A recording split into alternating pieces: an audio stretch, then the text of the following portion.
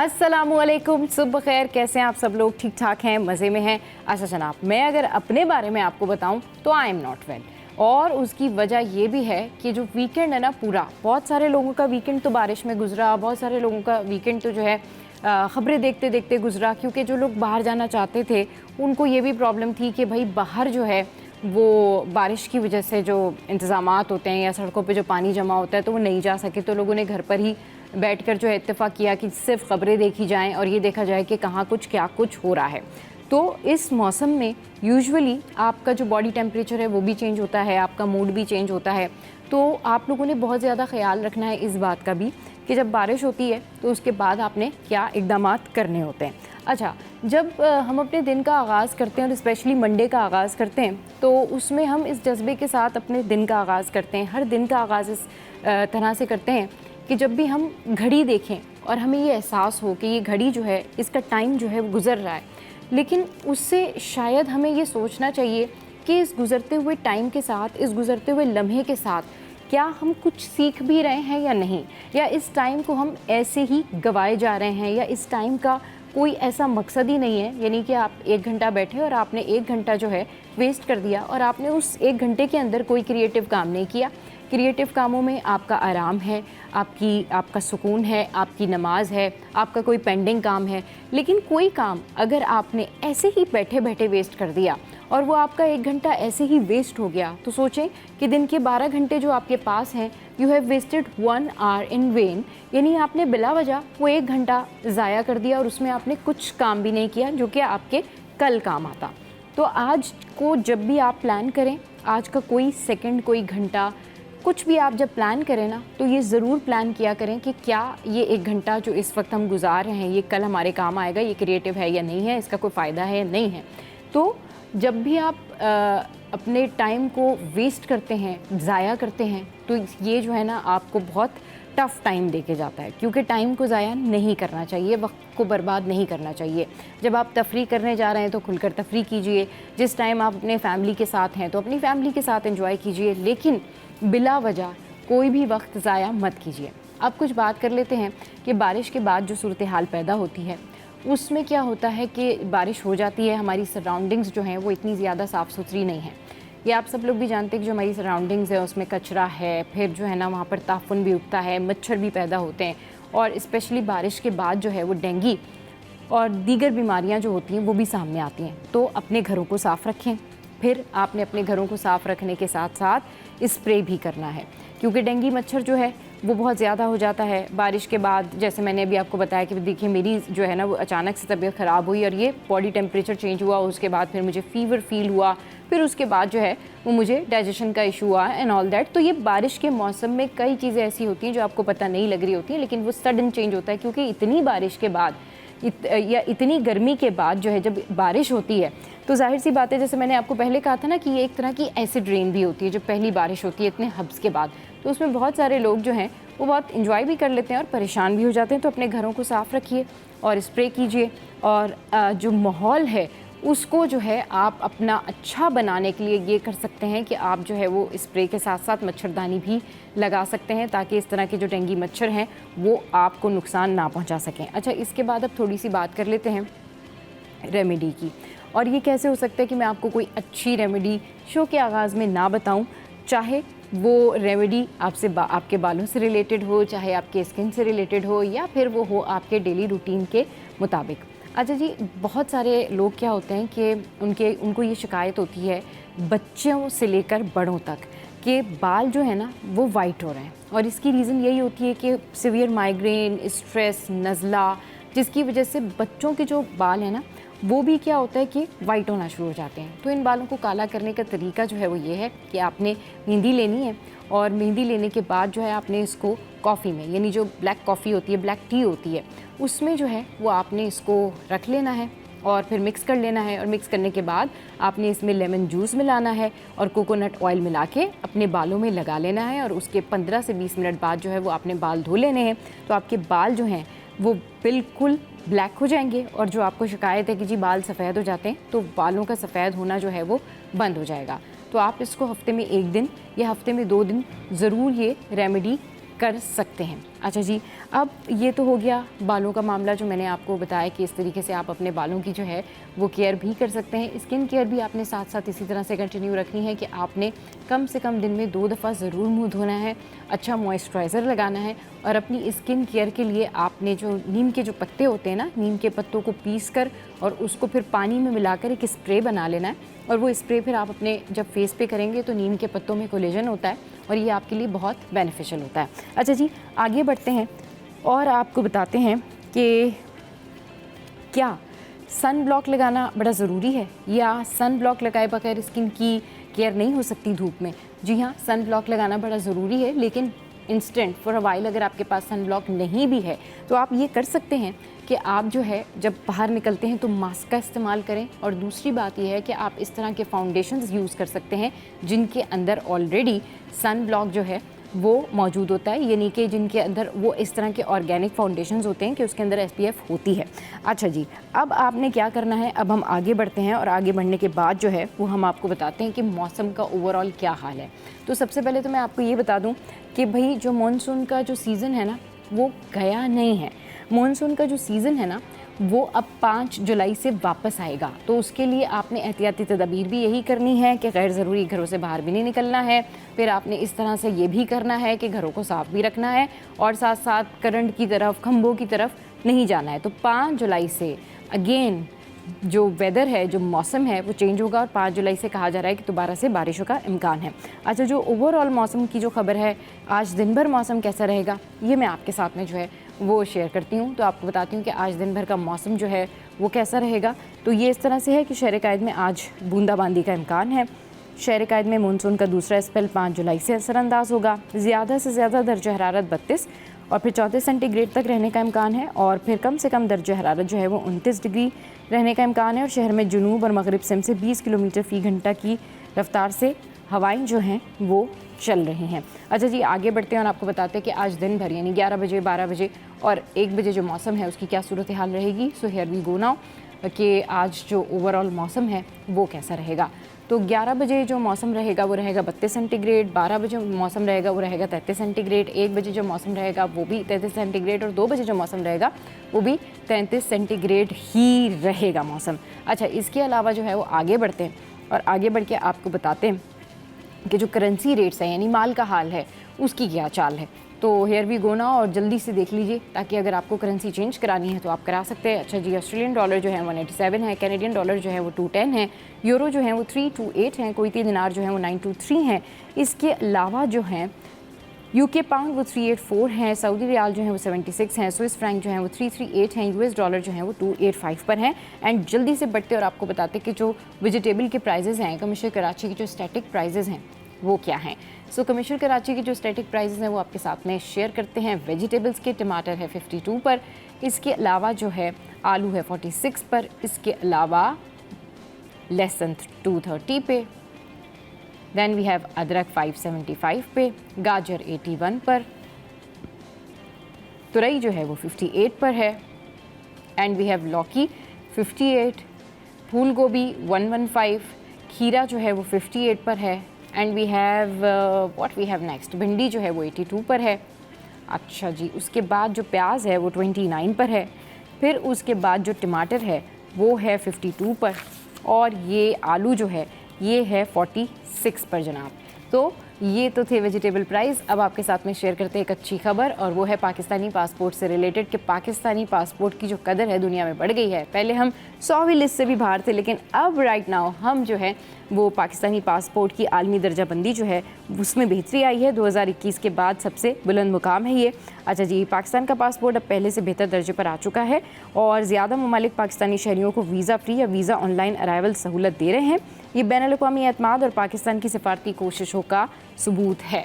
अच्छा जी, ये तो एक अच्छी खबर थी, लेकिन इसके साथ साथ एक और ख़बर मैं आपके साथ में शेयर करती हूँ। सिंध गवर्नमेंट ने अच्छा इकदाम किया है और ये सुन के ना मुझे बड़ी खुशी हो रही है कि चलें जी, कुछ तो दिमाग यूज़ किया गया है, कुछ तो जो है इनकी जानिब से ऐसे इकदाम किए गए हैं कि लोगों को फ़ायदा होगा। भाई अब जो जगह जगह पर पानी जमा होता है ना, पानी जमा नहीं होगा। सिंध हुकूमत का एक और मिशन जो है वो सामने आया है कि सिंध में सोलर एनर्जी के फ़रोग के लिए 300 से ज़ायद अफराद को अब तरबियत देने का जो है वो फ़ैसला किया गया है। अच्छा, इसमें जो है ये सोलर की खबर है जो कि मैं आपके साथ में शेयर कर रही हूँ। इसके अलावा जिस खबर का मैं जिक्र कर रही थी वो खबर भी मैं आपके साथ में शेयर करती हूँ, but first we will go on this news. Technicians की 3 रोज़ा मुफ्त तरबियत का भी ऐलान कर दिया गया है। सिंध सोलर एनर्जी प्रोजेक्ट के तहत आलमी बैंक के ताउन से टेक्नीशियंस की तरबियत की जाएगी।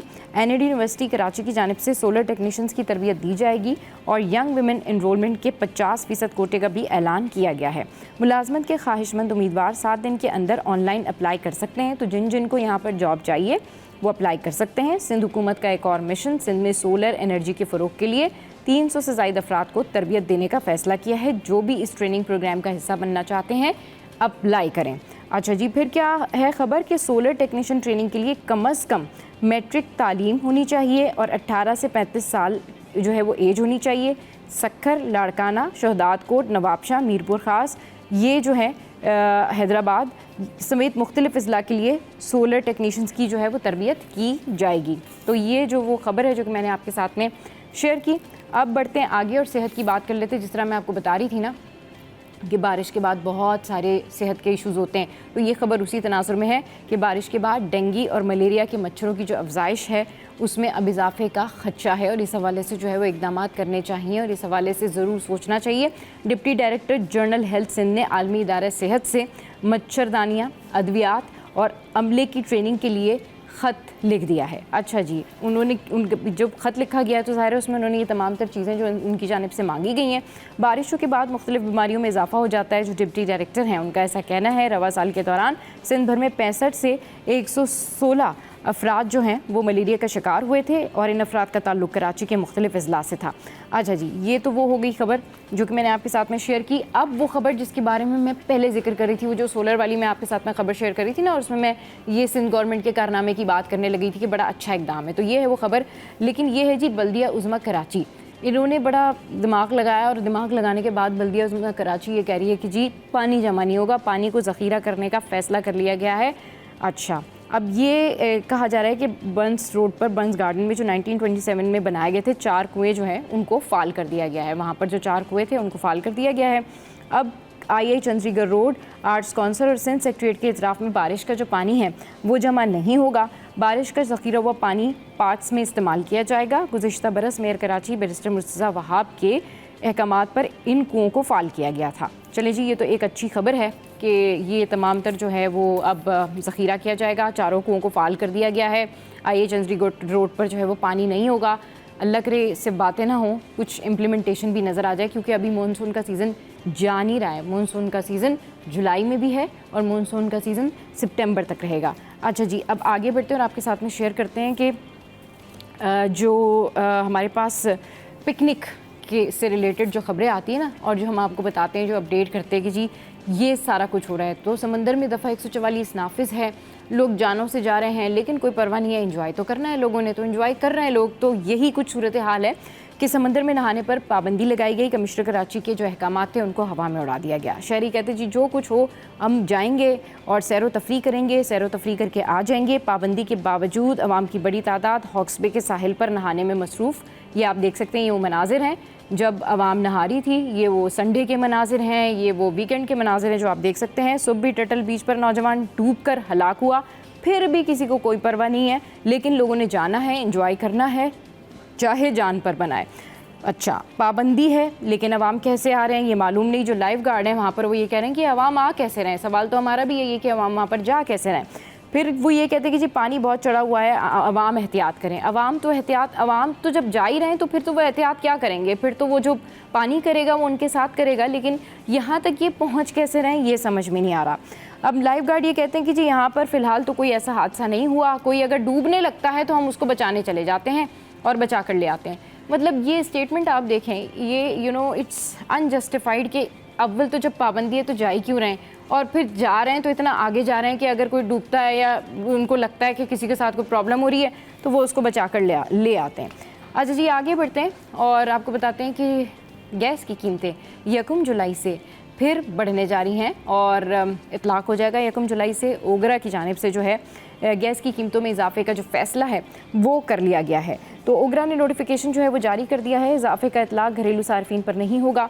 अच्छा जी, ये जो घरेलू सार्फिन हैं इनके लिए सिर्फ माहाना फ़िक्स चार्जेस में जो है वो इजाफा किया गया है। अच्छा, आगे बढ़ते हैं और जल्दी से आपको बताते हैं कि जो सोने की कीमतें हैं उसमें क्या हो गया, उसमें कमी हो गई है। दैट्स साउंड्स ग्रेट, ये अच्छी बात है। अच्छा, सोने की कीमत में जो है वो कमी हो गई है एंड आलमी मार्केट में सोना $16 सस्ता होकर $3,274 फी ऑन्स पर पहुंच गया है और 1 तोला सोना 1,600 रुपये सस्ता होकर 3,49,400 रुपये का हो गया है, जबकि 10 ग्राम सोना 1,371 रुपये कमी के बाद 2,99,554 रुपये पर आ गया है और जो चांदी है 1 तोला चांदी वो जो है 3,782 रुपये पर बरकरार है। और अभी आपने जाना होगा ग्रॉसरी करने, उससे पहले आपको बता देते हैं कि करना क्या है। करना ये है कि आपने ये दालों के रेट सुनने हैं, फिर आपने ग्रॉसरी लेने के लिए जाना है और फिर उसके बाद आपने कम से कम दुकानदार को ये ज़रूर कहना है कि जो स्टैटिक रेट हैं आप उससे ज़्यादा प्राइस पर हमें दालें दे रहे हैं। तो स्टैटिक रेट्स ये हैं, दाल माश जो है वो है 385 पर, फिर जो मूंग की दाल है वो 380 पर है,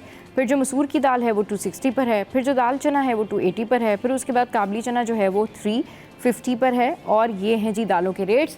और ब्रेक पे जाने से पहले हेयरिंग की बात कर लेते हैं, अहम समातों की बात कर लेते हैं। सिंध हाई कोर्ट में जो है हफ्ते के पहले रोज़ अहम केसेस की समात होगी। अच्छा जी, आइनी और रेगुलर बेंच के रूबरू मुख्तलिफ केसेस की समात होगी। लापता अफराद और गैर कानूनी तामीरात दरख्वास्त ज़मानत पर समात होगी। इनकम टैक्स और सिंध टैक्स से मुतालिक दरख्वास्त पर भी समात होगी। जस्टिस मोहम्मद फैसल कमाल की सरबराही में 2 रुकनी बेंच दरखास्तों पर समात करेंगे। मंशियात केसेस में मुलजमान की दरखास्त ज़मानत पर समात होगी, जबकि जस्टिस जुल्फ़िकार अली सांघी की सरबराही में 2 रुकनी बेंच दरखास्तों पर समात करेंगे। तो आज की अहम हेयरिंग्स हैं जो कि मैंने आपके साथ में शेयर की।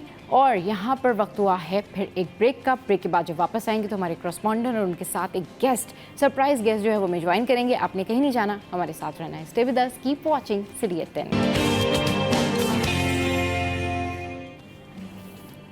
Welcome back. तो जनाब, आए दिन कोई ना कोई इश्यूज़ तो चलते ही रहते हैं और अब जो मसला है ना, अभी रिसेंटली जो खबर है जो मैं आपके साथ में शेयर करने जा रही हूँ, ये है टैक्सेस से रिलेटेड। अवाम ऑलरेडी टैक्सेस से बहुत ज़्यादा परेशान है, टैक्सेस का बोझ है, हर चीज़ में टैक्स लगा दिए हैं, इतनी आमदनी है नहीं, खर्चे बहुत ज़्यादा हैं, लोग किस तरीके से सर्वाइव कर रहे हैं समझ नहीं आती। तो जाएँ कहाँ। टैक्स लग गया है, गाड़ियाँ महंगी हो गई हैं, हुकूमत ने माहौल दोस्त गाड़ियों पर भी ग्रीन टैक्स लगा दिया है। नए माली साल के बजट में माहौल दोस्त गाड़ियों पर टैक्स आयद कर दिया गया है और इस कारोबार से मुंसलिक शख्सियात ने टैक्स वापस लेने का मुतालबा कर दिया है। जो डीलर्स हैं उनका ये कहना है कि हाइब्रिड गाड़ियों पर ग्रीन टैक्स के निफाज से कीमत से तकरीबन 3 से 5% तक बढ़ गई है जो उनकी कीमत है। कार शोरूम्स पर पहले ही जो है वो सन्नाटे छाए हुए हैं। नए इकदाम से ऑटो इंडस्ट्री पर भी मजीद मुश्किल आएगी। कार डीलर्स एसोसिएशन के मुताबिक हालिया टैक्स से हाइब्रिड गाड़ी जो है वो 5 लाख रुपये तक की महंगी हो जाएगी। तो यानी साजगार माहौल के लिए माहौल दोस्त गाड़ियों की हौसला अफजाई की ज़रूरत है। लेकिन सूरत हाल यही है कि ये जो इशू है टैक्स का, तो अब कार डीलर्स जो हैं उन्होंने हालिया टैक्स को वापस लेने का मुतालबा कर दिया है। तो अब ये जो नए माली साल का बजट है ये कितना असर डालेगा और क्या कुछ सूरत हाल रहेगी, इस पर बात करने के लिए हमारे साथ जो हैं वो ब्यूरो चीफ कराची अशरफ भाई भी मौजूद हैं और उनके साथ जो काठी के प्रेसिडेंट हैं जुनैद नकी साहब वो भी मौजूद हैं। अस्सलाम वालेकुम sir, welcome to the show. कैसे हैं आप लोग? ठीक ठाक हैं सर? आपसे स्टार्ट करते हैं सर, अब होने क्या जा रहा है, मतलब एक के बाद एक जो है कोई ना कोई चीज़ मुश्किल हो जाती है और अब इस सूरत हाल से कैसे निपटा जाएगा? जी बिस्मिल्लाहिर्रहमानिर्रहीम। सबसे पहले तो बहुत शुक्रिया आपने मदऊ किया। देखिए अफसोस की बात है कि फेडरल गवर्नमेंट भी और प्रोविंशियल गवर्नमेंट भी समहाउ हमें जो है वो कारोबारियों को भी और जो आम आवाम है उनको भी वो इन्हीं चीज़ों में उलझाए रखी हुई है। एक महाज से निकलते हैं तो दूसरा महाज सामने आ जाता है। और अब ये नई जो है वो टैक्सेशन पॉलिसी जो आपने बात की ऑटोमोबाइल इंडस्ट्री के लिए आई है, देखिए इसमें जो इन्होंने टैक्स लगाया है, अगर आप उसकी पोजीशनिंग देखें पाकिस्तान की दुनिया के नक्शे पे, तो ग्रीन हाउस गैसेस की अगर बात करें तो पाकिस्तान का कंट्रीब्यूशन जो है वो 1% है। और क्लाइमेट जो चेंज हो रहा है ओवरऑल उसमें पाकिस्तान अल्हम्दुलिल्लाह ये वर्ल्ड इंडेक्स पे अभी भी जो है जो पोल्यूशन क्रिएटर जो मुल्क हैं उसमें निचली सतह पे हमारी इंडस्ट्री भी जो है वो ऐसे फ्यूल इस्तेमाल नहीं कर रही। हाँ, बदकिस्मती से कुछ गाड़ियाँ पुरानी ऐसी हैं रोड पे, हैवी व्हीकल ऐसे हैं जो कार्बन एमिशन करते हैं, लेकिन इसको कंट्रोल करने का तरीक़ा ये होना चाहिए कि आप उनकी जो दरामद है ऐसी गाड़ियों की वो या तो उसके ऊपर कोई पॉलिसी दे दें। आपने अक्रॉस द बोर्ड जो है वो गाड़ियों के ऊपर लोकल इंडस्ट्री इससे जो है वो ना वो भी सप्रेस होगी कि आपने एक तरफ इम्पोर्टेड गाड़ियाँ 3 और 5 साल उनको आपने रिलीफ दे दिया, और जो यहाँ की जो ऑटोमोबाइल इंडस्ट्री है उसको जो है वो आपने टैक्स कर दिया जी। तो ये एक फ़िक्र की बात है कि इकॉनमी का पहिया वैसे ही अभी मुंजमद है, चल नहीं रहा, और आप आए दिन एक दिन बाद फिर दूसरे दिन कोई ख़बर आती है कि आप इंडस्ट्री के ऊपर और आम आवाम के ऊपर वो बोझ डाल रहे हैं टैक्सेशन का, तो वो पहिया जब चलेगा नहीं तो फिर कैसे जो है वो आपके रेवेन्यू टारगेट, जैसे पिछले साल आपने देखा कि रेवेन्यू टारगेट 1000 अरब पीछे रहे।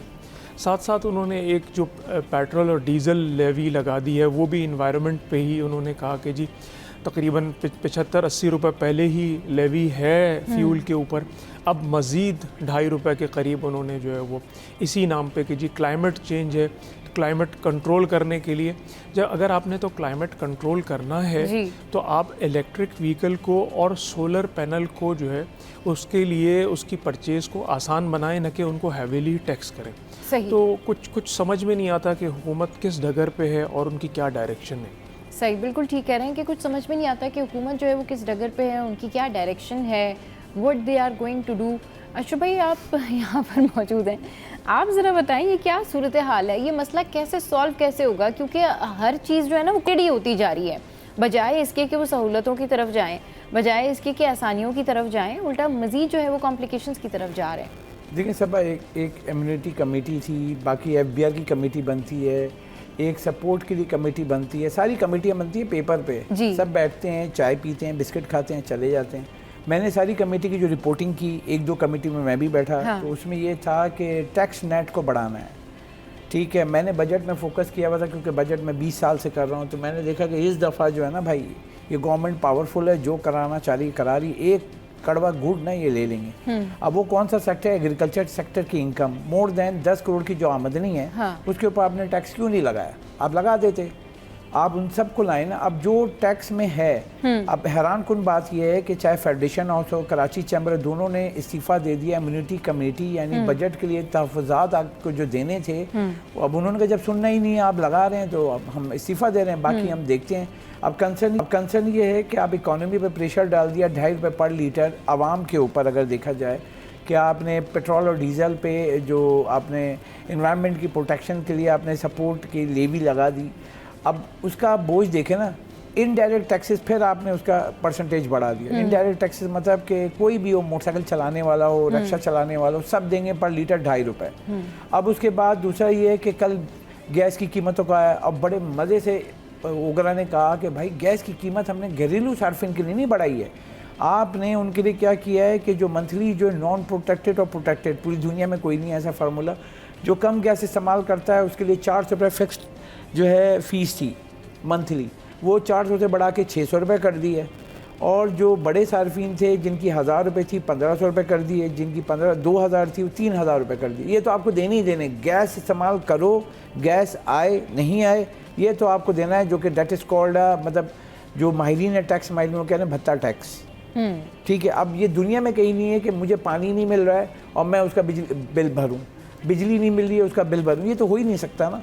आप ये वो कर रहे हो कि मैं गैस दूँ नहीं दूँ, आपने बाय लॉ लेकर ला के लगा दिया है कि आप अब ये बैठे हुए हैं। अब इन्होंने कहा कि भाई, इन्होंने बोला कि इंडस्ट्री की बिजली नहीं बढ़ाई, इसकी नहीं बढ़ाई, उसकी गैस की कीमत नहीं बढ़ाई, ठीक है, लेकिन आपने बिजली के जो बनाते हैं पावर सेक्टर उसकी कीमत बढ़ा दी, तो इनकी कॉस्ट क्या होगी आप पूछ सकते हैं। अब मसला ये है कि बजट में जो फाइनेंस बिल होता है, अब उसको आप एक एक करके पेज खोलेंगे, 300 पेजेस का है। अब उसको आप खोलेंगे तो उसके वो कोड्स हैं, इसके तहत ये इंपोर्ट का जो था उसका दायरा कार, जो एक अमाउंट थी 5000 या 7000 प्रोडक्ट थी, उसको बढ़ा के अब 9000 प्रोडक्ट कर दिया, अब उसमें और ऐड कर दिए, तो इसका बोझ जो है किस पे आएगा? आवाम पे। देखें, ये इंडस्ट्री चलाते हैं, ये तो यूज़ नहीं करते ना, इंपोर्ट करते हैं, उसके आपको वैल्यू एडिशन करते हैं, फिर मार्केट में बेचते हैं। जब मार्केट में जाएंगे, मेरी प्राइस जो थी पहले 1000 रुपये की थी, अब वो मैं बेचूंगा 1100 रुपये की। अब मैं लेने जब जाऊंगा तो उस पर सेल टैक्स लगेगा, उस पर FED लगेगी, तो जब मैं लेने जाऊंगा वो 1000 रुपये की चीज़ बढ़ के वो 1200 रुपये की हो जाएगी। सही। तो आपकी जो कंज्यूमर की जो एंडिंग यूजेज है वो जब कम होगी तो इंडस्ट्री की ग्रोथ रुकेगी। बाकी आप बिल्कुल इनसे सर, पूछ सकते आप हैं इस पे मजीद जो है जिस तरह से अशरफ भाई बता रहे हैं सारे फैक्ट्स, आप क्या इस पे ऐड ऑन करना चाहेंगे? क्योंकि ये मैटर जो है ना अब बहुत कॉम्प्लिकेट जा रहा है, दूसरा अवाम बहुत ज़्यादा परेशान है, इससे सबके ऊपर ही प्रेशर बिल्ड हो रहा है। जी, मैं अर्ज़ करूँ जो बात हमने पिछले अभी सवाल में की कि हमें हमेशा ये कोशिश रही है कि फेडरल से भी और प्रोविंस से भी ये बात करें कि देखिए जी, आप अपना कोई लॉन्ग टर्म प्लान दें, ट्रेड पॉलिसी के हवाले से, इंडस्ट्रियल पॉलिसी के हवाले से, फाइनेंशियल पॉलिसी के हवाले से, ताकि हमें पता चले कि आपका रोड मैप क्या है, आप कहाँ से शुरू कर रहे हैं। रेवेन्यू टारगेट्स हैं ना, तो रेवेन्यू टारगेट्स आप भले पूरे करें, लेकिन उसके लिए रास्ता तयन करें और उस रास्ते में आपके माइलेज जो आने हैं वो, मिसाल के तौर पे आपको पता है कि जी आपने पहले अपने बच्चे को तालीम के लिए प्राइमरी एजुकेशन देनी है, फिर सेकेंडरी एजुकेशन देनी है, OA लेवल्स करना है या नहीं करना, फिर हायर एजुकेशन की तरफ जाना है, कौन से इदारे से कितनी फ़ीस भर के किस स्टैंडर्ड की डिग्री आपको कहाँ आप क्या आप अचीव करेंगे उससे। ये एक मोटा मोटा एग्जाम्पल्स होता है। इसी तरह आप अपना जो है वो रोड मैप हमें बताएं कि जी आप कहाँ पहुँचना चाहते हैं। आप हमेशा फायर फाइटिंग पे और रीजनिंग के ऊपर चलते हैं। अब कोई रीजनिंग नहीं मिली तो आपने global climate change, environmental control की जो है वो ₹2.5 आपने जो है वो 1 लीटर के ऊपर लाखों मिलियन जो है वो आप मिलियन गैलन्स जो है वो फ्यूल आपका रोज़ाना इंपोर्ट भी हो रहा है और कंज्यूम भी हो रहा है। और आपने क्या किया, आपने जो है वो एक आम आदमी के ऊपर जो कि अपने घर का चूल्हा जलाएगा, कोई ट्रांसपोर्ट यूज़ करेगा, बिजली इस्तेमाल करेगा, उसके ऊपर वो टैक्सेशन उसके ऊपर आएगी। वो कोई चीज़ ख़रीदने जाएगा, जब वो चीज़ बन रही होगी मुल्क में, तो उसके बनने में जो कॉस्ट ऑफ प्रोडक्शन है वो यकीनन लागत जो है वो कई गुना बढ़ जाएगी, क्योंकि फ्यूल जो है वो लाइफ लाइन है। तो कुछ हमें समझ में नहीं आता। मेरी ख्वाहिश ये होती है हमेशा कि आप इन जैसे प्रोग्राम जो आपके नाजरीन देख रहे हैं उसमें हम आन के बैठ के अपनी जो यूथ बल्ज है, जो 51% जो हमारी ख़वातीन की आबादी है मुल्क की, उनके मुताल्लिक कोई बात करें, उनको एंटरप्रेन्योरशिप की कोई बात बताएं। हम ये फायर फाइटिंग में लगे हुए होते हैं बदकिस्मती से, अपने मसाइल और रिजर्वेशन ही खत्म नहीं हो रहे होते सर। कहाँ डेवलपमेंट की बात होगी, कहाँ रिलीफ की बात होगी, कहाँ ख़वातीन के लिए बात। सुबह सुबह व्यूवर भी उठ के वो कहता है कि जी ये टीवी स्क्रीन पे हमें किन चीज़ों के मुताल्लिक सुनना पड़ रहा है। आदमी अपसेट हो जाता है, इतने चैलेंजेस इन्होंने क्रिएट कर दें। लेकिन बदकिस्मती से कोई इंडस्ट्रियलाइजेशन के लिए, कोई एम्प्लॉयमेंट जनरेशन के लिए हमें फेडरल गवर्नमेंट ख़ास तौर पे हमें कोई ऐसी पॉलिसी नज़र नहीं आती कि हमें कोई उम्मीद की किरण नज़र आ रही हो, कोई लाइट नज़र आ रही हो at the end of tunnel कि जी हाँ ये रास्ता निकलेगा, हम यहाँ पहुँचेंगे। सिर्फ फायर फाइटिंग पे हम लोग चल रहे हैं। रोज़ाना कोई एक नया चैलेंज होता है और उस पर फिर जो है फेडरेशन, चैम्बर, एसोसिएशन बैठ के जो है वो अपना सारा दिन यही आवाज़ें बुलंद करती रहती हैं कि हमारे साथ क्या किया। आप पिछले दिनों देखें कि जो बजट अनाउंस हुआ और उसमें सबसे पहले तो वो एक अपना सदारती ऑर्डिनेंस आया एक, और उसके बाद एक और फिर कानून पास हो गया कि जी FBR के जो ऑफिसर्स हैं उनको जो उनका दायरा इख्तियार पुलिस से भी आ गया, वो जाके इंडस्ट्रियलिस्ट को गिरफ़्तार कर लेंगे। बहरहाल अल्हम्दुलिल्लाह उस पर अदालत ने जो है वो फ़िलहाल जो है वो अमल दरामद तो रोक दिया है, लेकिन कानून में कोई तब्दीली नहीं आई, कानून एज़ इट इज़ है। तो वो उसकी कोई अपील हो गई और उसके ऊपर कोई फिर नए जज ने कोई और फैसला दे दिया तो तलवार हमारे सर पे लटक रही है। हाँ। तो इस तरह की चीज़ें हैं, तो कुछ जो है वो समझ में नहीं आता। आदमी सुबह उठ के पॉजिटिव बात करने की कोशिश करे तो कैसे करे? सही कह रहे हैं सर। FBR के जो इख्तियारात बढ़ गए हैं, इससे अब क्या होने जा रहा है? देखिए, फ़िलहाल तो उन्होंने जो है वो सुप्रीम कोर्ट ने अमल दरामद रोक दिया है। लेकिन ये कि ये मैं आपको बताऊं, देखिए शहबाज शरीफ साहब ने भी इसको जो है तशवीश का इज़हार किया, जो बड़ी मज़हक़ ख़ेज़ बात है कि जब कानून बन रहा होता है और जब कानून असम्बली में आ रहा होता है तो ये सारी चीज़ें नॉलेज में होती हैं। आप इस चीज़ का इंतज़ार करते हैं कि इस पर पब्लिक रिएक्शन कितना आएगा। जब पब्लिक रिएक्शन शुरू तो आप कहते हैं अच्छा भाई इसमें थोड़ी सी तख़फ़ीफ़ कर दो। ये जो है ना वो मुझे तो सर वैसे पहले से ही लगता है कि FBR के इख्तियारात बढ़े हुए हैं, लेकिन मज़ीद जो है उसके ऊपर जो चीज़ें ऐड ऑन की हैं तो अब जाहिर सी बात है उसके ऊपर लेट्स सी कि क्या इम्प्लीमेंट होती है और क्या नहीं होती है। शो में यह वक्त हुआ एक ब्रेक का। ब्रेक के बाद जब वापस आएंगे तो फिर मज़ीद इस पर डिस्कशन करेंगे। Stay with us. Welcome back. तो बात हो रही है टैक्सेस की और बात हो रही है कि अवाम इस पे कितने परेशान हैं। हमारे साथ जो हैं वो सर जुनेद भी मौजूद हैं, अशरफ भाई भी मौजूद हैं। सर, जिस तरह से अभी आप अपनी डिस्कशन कर रहे थे और जो रिजर्वेशंस बता रहे थे, काइंडली वो कंटिन्यू कीजिए। जी देखिए, सिलसिला ये है कि हमारी कोशिश ये होती है कि हम इदारों के साथ बैठ के, क्योंकि स्टेक होल्डर्स अगर आप साथ नहीं बैठेंगे स्टेक होल्डर के, तो आपका एक तो कॉन्फिडेंस बिल्ट नहीं होगा। कुछ जगहों पे हमने हमेशा अप्रिशिएट किया है कि प्रोविंशियल गवर्नमेंट एटलीस्ट जो है ना वो कारोबारियों के साथ बैठ रही है, और बहुत सारी चीज़ों में जब हमारा पॉइंट ऑफ व्यू आता है तो वो लॉजिकल अप्रोच के साथ उस पर काम भी करते हैं, और फिर कुछ चीज़ें फिर इस सूबे में, इस शहर में नज़र भी आती हैं। बदकिस्मती की बात है कि शहबाज शरीफ साहब से इस शहर कराची वालों ने, कारोबारियों ने भी, और सिविल सोसाइटी कम्युनिटीज़ के डिफरेंट जो लोग हैं, बड़ी कोशिशें की हैं कि जी हमें एक दफ़ा इस शहर को विज़िट करें। ये जो शहर है ये दुनिया का 5वां बड़ा शहर है, और ये पाकिस्तान में इस वक्त की जो कंट्रीब्यूशन है वो 54% कंट्रीब्यूशन है इस शहर की, कि जो पहले 78% थी 3 साल पहले, और ये घट के 3 सालों में 54% पे आ गई है। तो क्या वजह है, क्या रीज़न है? आप एक जो आपको एक शहर जो कमा के दे रहा है, इस मुल्क को चला रहा है, 24 करोड़ की आबादी में से आप कहते हैं कि इसमें 2 करोड़ भी नहीं रहते, लेकिन वो 54% कंट्रीब्यूट करता है, तो आप इसकी तरफ रुख क्यों नहीं करते? इसमें क्यों नहीं आते? लोगों के साथ क्यों नहीं बैठते? कुछ चीज़ों में जो है वो बड़ी अफसोस भी होता है और हैरानगी भी होती है कि वो कहते हैं जी आप इस्लामाबाद आएँ, हमारे साथ टाइम लें, बैठें, और फिर इस्लामाबाद हम चले भी जाते हैं। बहुत सारी जो बिज़नेसेस हैं उसमें उनकी ज़रूरत है कि जी वो फेडरल से इतना इंगेज हैं, इन्वॉल्व हैं कि उनको इस्लामाबाद जाना भी पड़ता है, लेकिन हैरानगी ये होती है कि ये सौतेलापन इस शहर के साथ क्यों है। तो ये जो रेवेन्यू टारगेट्स आपने देखे लास्ट ईयर, जो 1000 अरब मैंने बताया कि नहीं 1000 अरब कम हुए, वो उसकी यही वजह है कि आप साथ बैठे नहीं, एतमाद आपका रहा नहीं, कम से कम होता जा रहा है। वरना लोग बड़ी खुश दिली से, इस शहर के अंदर भी ख़जाने हैं, पूरे मुल्क के अंदर भी जो ज़मीन के अंदर ख़जाने हैं, इस शहर का ख़जाना ये है कि इस शहर में रहने वाला बासी बड़ा रेजिलियंस है। कराची का जो फिलैंथ्रोपी है, आप देखें कि वो रिकॉर्ड है दुनिया में कि जी अपने यहाँ हेल्थ के, एजुकेशन के कितने इदारे कराची वाला इन हालात में चला रहा है। तो उनको हम तो हमेशा ये कोशिश करते हैं कि वो आएँ, बैठें, साथ मिल के कोई किसी 1, 2, 4 एजेंडों के ऊपर बैठ के कोई रोड मैप बनाएं और फिर उसके साथ मिल के काम करें।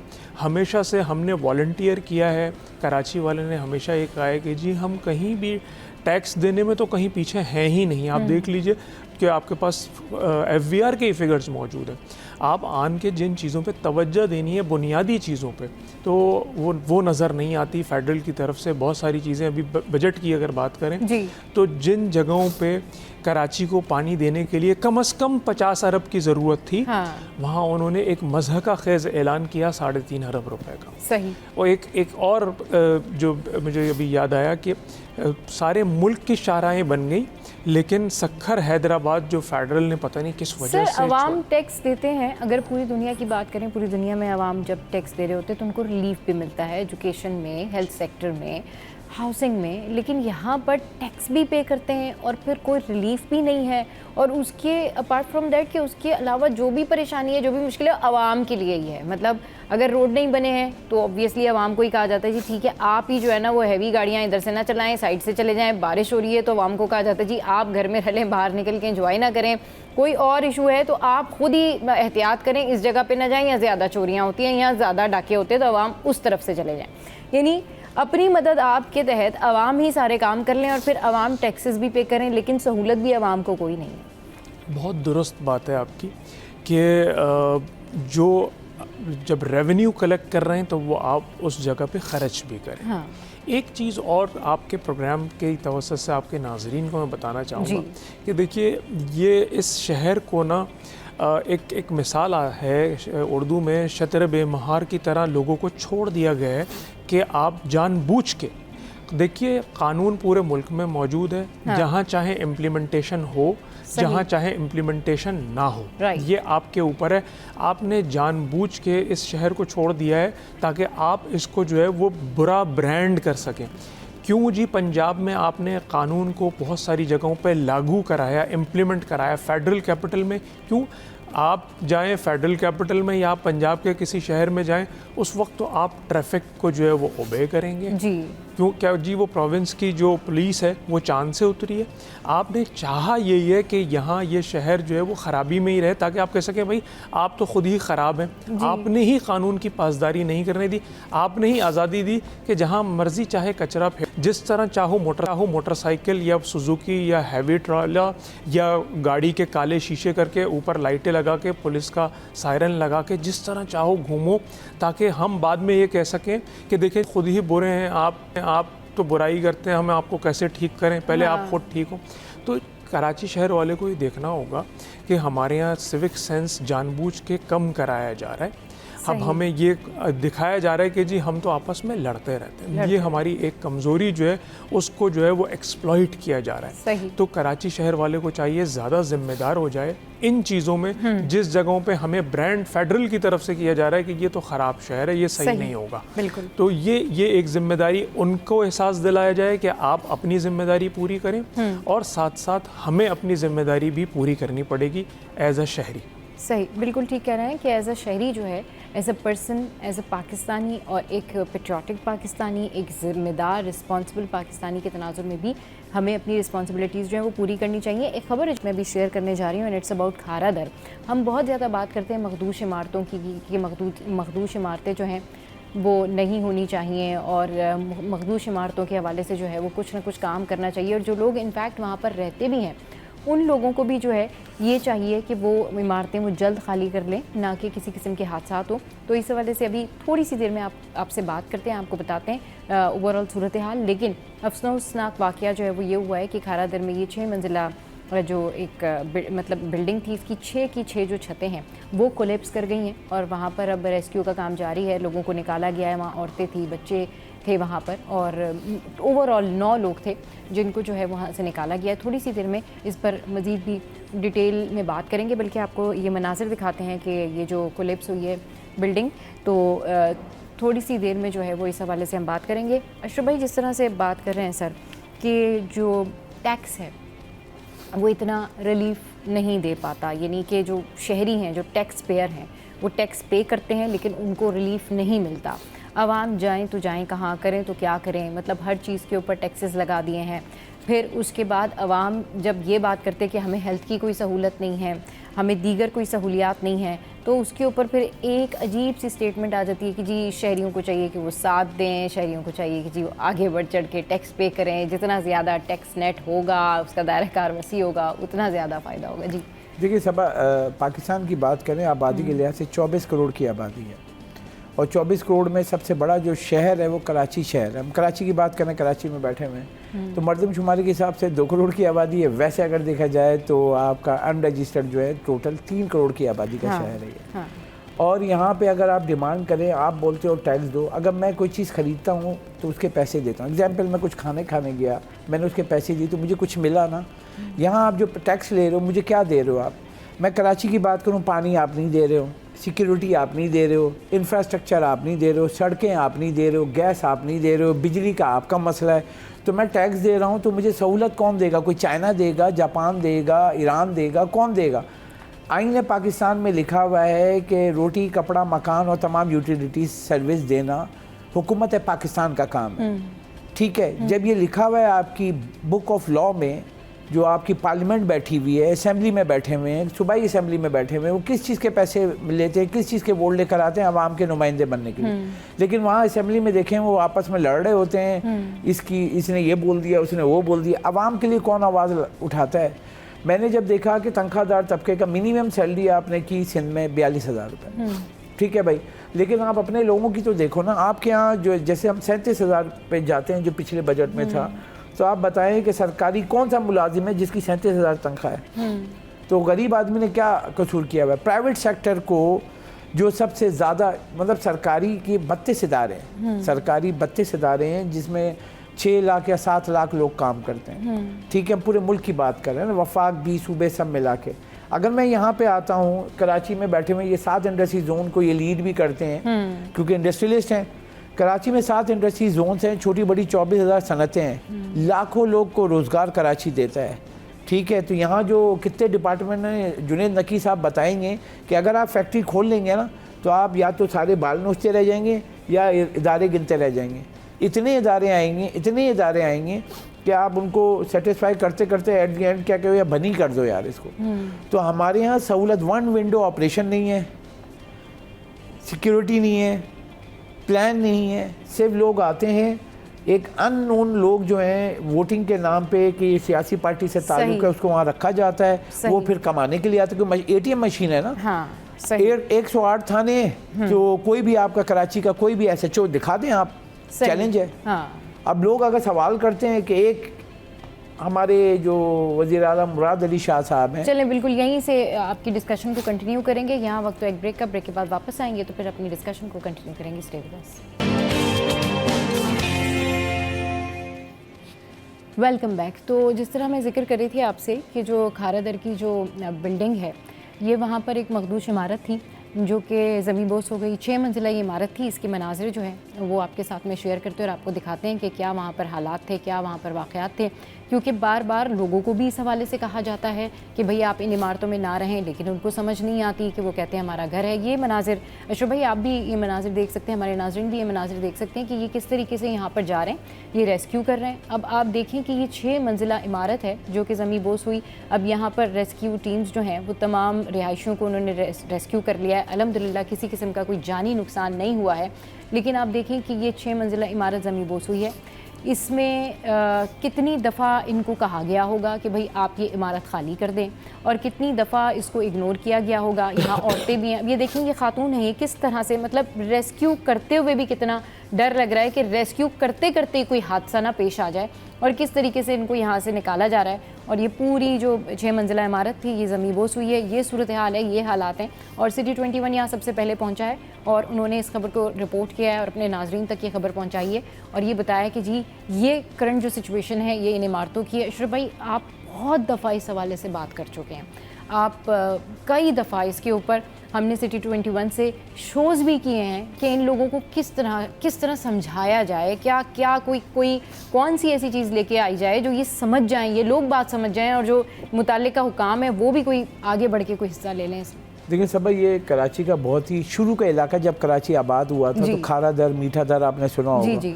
तो खारा दर, मीठा दर के जो इलाका, अगर आप वहाँ जाएँ तो वो जो लोग हैं कच्ची मेमन और ये सब, तो उन्होंने जो बिल्डिंगें बनाई बहुत छोटे से एरिया में बहुत हाई राइज बिल्डिंग बना दी। हाँ। ये मखदूश इमारत नहीं थी, अगर आप फुटेज में देख रहे होंगे ये इमारत तो बनी है, लेकिन वो उसके जो एरिया है ना वहाँ पे इन्होंने कम एरिया पे बिल्डिंग के हाई राइज कर दी थी, यानी 6 माले 7वें फ्लोर पे यकीनन पेंट हाउस बनाया हुआ होगा। हाँ।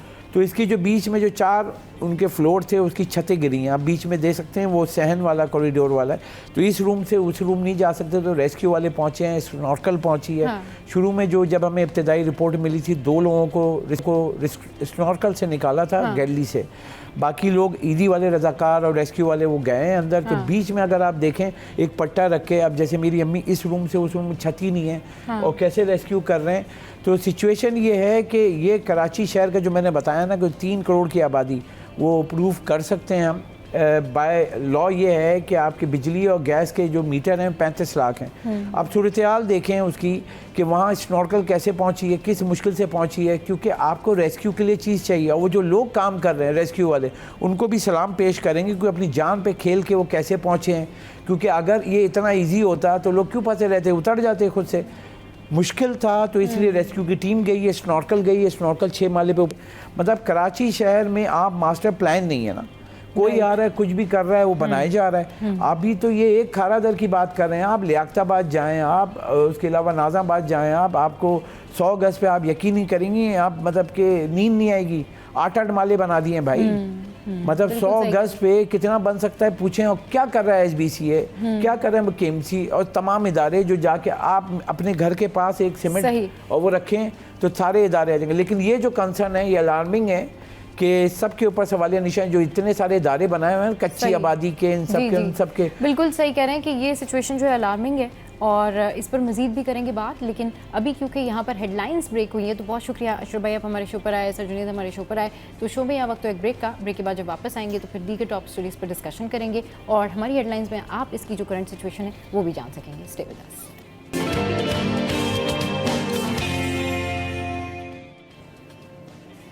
Welcome back. तो आज हम बात करते हैं एजुकेशन से रिलेटेड और जो तालीम है ना, इसकी कितनी अहमियत है, और अगर तालीम ना हो और आपके पास सिर्फ स्किल हो तो क्या आप कामयाब हो सकते हैं, या सिर्फ आपके पास तालीम हो और स्किल ही ना हो तो क्या आप कामयाब हो सकते हैं।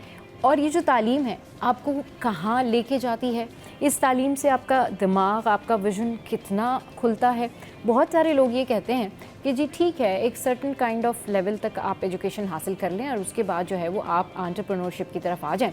और अभी रिसेंटली, बल्कि डे बिफोर यस्टरडे, मैं एक क्लिप देख रही थी सोशल मीडिया पर जिस पे पेरेंट्स थे और वो ट्रैवलर पेरेंट्स थे और वो ये कह रहे थे कि जी हमने तो अपने बच्चों को स्कूल में दाखिल नहीं करवाया जस्ट बिकॉज ऑफ दैट कि बच्चे बड़े इन्वाइंग होते हैं, वो स्कूल नहीं जाते, तो हम उनको घर में तालीम दे रहे हैं। और हम ट्रैवलर हैं और हम बहुत ज़्यादा ट्रैवल करते हैं और मुशाहिदात से, तजर्बों से और इन तमाम तर चीज़ों से वो सीखते हैं।